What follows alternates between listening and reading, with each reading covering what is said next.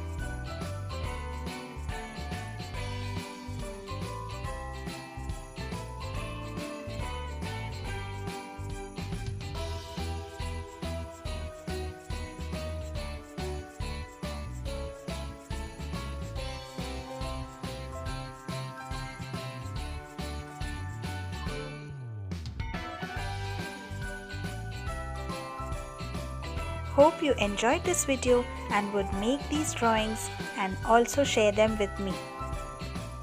If you like this video, please do give it a thumbs up and share it with your friends and family. Also, don't forget to subscribe to my channel and watch some more videos which have very interesting DIYs. Thanks for watching and bye bye.